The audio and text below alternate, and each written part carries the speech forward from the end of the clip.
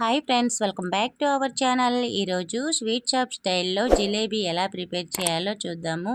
చాలా ఈజీగా చేసుకోవచ్చండి.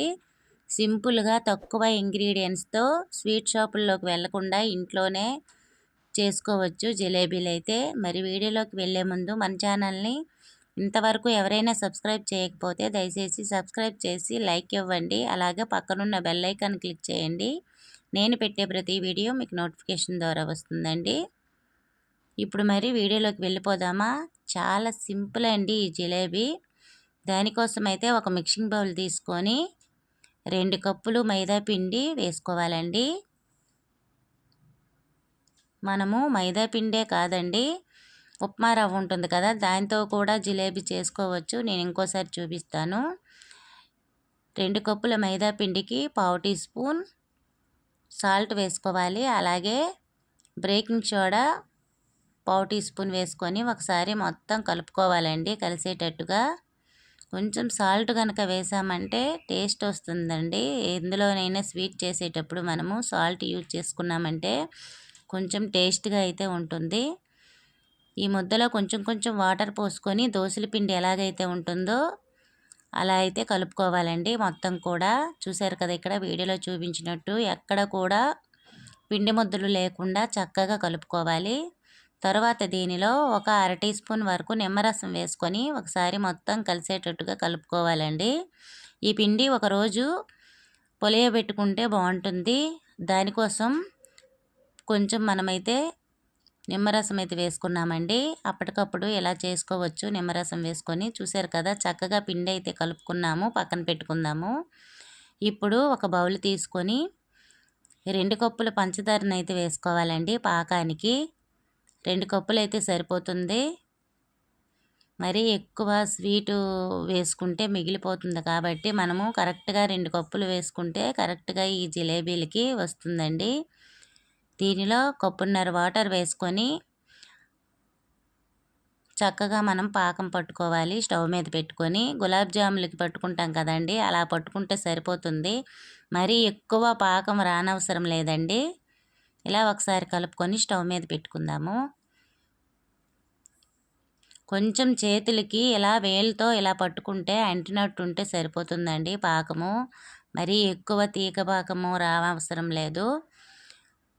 ఒకసారి మనము ఇలా చేయి పెట్టి చూసుకుంటే సరిపోతుంది. చేతికి కొంచెం జిగటలాగా అంటేటప్పుడు స్టవ్ ఆఫ్ చేసుకొని కొంచెం నిమ్మరసం వేసుకొని పక్కన పెట్టుకున్నట్లయితే గోరువెచ్చగా ఉన్నప్పుడు మనం జిలేబీలు వేగించుకొని దీనిలో వేసుకుంటే క్రిస్పీగా చాలా బాగుంటాయండి.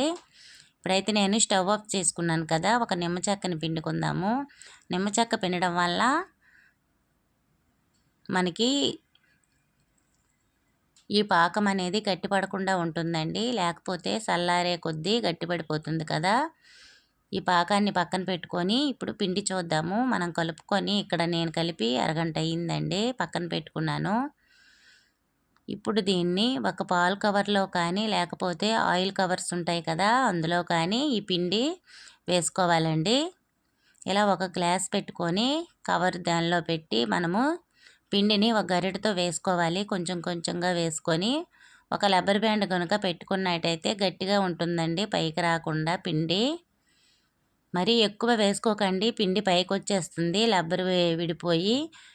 ఒక 2 గరిటెలు వేసుకుంటే సరిపోతుంది. గట్టిగా మనము టైట్గా రబ్బర్ బ్యాండ్ ఒకటి పెట్టుకున్నట్లయితే టైట్గా ఉంటుంది. లాస్ట్లో చివర చిన్న హోల్ కనుక పెట్టుకున్నామంటే సరిపోతుందండి. చూసారు కదా, ఇక్కడ వీడియోలో చూపించినట్టు ఇలా పట్టుకొని ఒకసారి రబ్బర్ బ్యాండ్ ఇలా చుట్టుకోవాలి. చాలా సింపుల్గా అయిపోతుందండి, ఇంట్లోనే రెడీ చేసుకోవచ్చు. ఈ చివర చిన్న హోల్ పెట్టుకొని ఆయిల్ బాగా వేడెక్కనివ్వాలండి. ఎక్కువ వేడెక్కనిస్తేనే మనకి ఈ జిలేబీలు అనేవి క్రిస్పీగా వస్తాయి. ఇలా అన్నీ కూడా ఇలానే వేసుకోవాలి. చూసారు కదా, ఇక్కడ వీడియోలో చూపించినట్టు చక్కగా సింపుల్గా వేసుకోవచ్చండి. ఎన్ని జిలేబీలు కావాలంటే అన్ని చేసుకోవచ్చు. ఇలా వేసిన తర్వాత కొంచెం కలర్ వచ్చేంత వరకు మనము వేగించుకోవాలండి ఈ జిలేబీలని.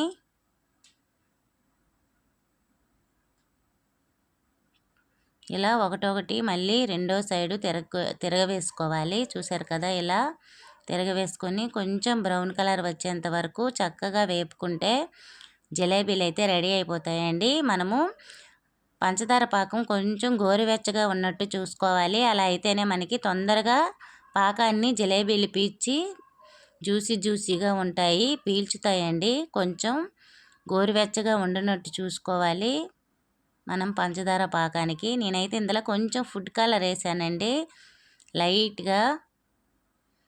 మీకు నచ్చితే వేయచ్చు, లేకపోతే స్కిప్ చేసి ఇవ్వచ్చు. నేనైతే కొంచెం కలర్ కోసం అయితే వేసాను, ఎల్లో కలర్ కొంచెం. ఇలా వేసిన తర్వాత అటు ఇటు తిప్పుకుంటే సరిపోతుంది. ఒకసారి ఇలా తిప్పేసి తీసేయడమేనండి. చాలా తొందరగా పాకాన్ని అయితే పీల్చుకుంటాయి.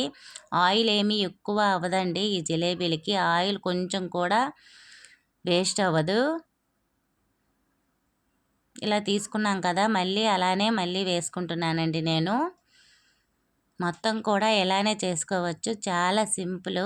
మీరు కూడా ట్రై చేయండి, చాలా బాగా వస్తాయండి. నేను ఇంకోసారి చేసేటప్పుడు ఉప్మా రవ్వతో చేసి అయితే చూపిస్తాను. దాంతో కూడా వస్తాయండి జిలేబీలు. ఉప్మా నూక ఉంటుంది కదా, దాంతో కూడా జిలేబీ చేసుకోవచ్చండి.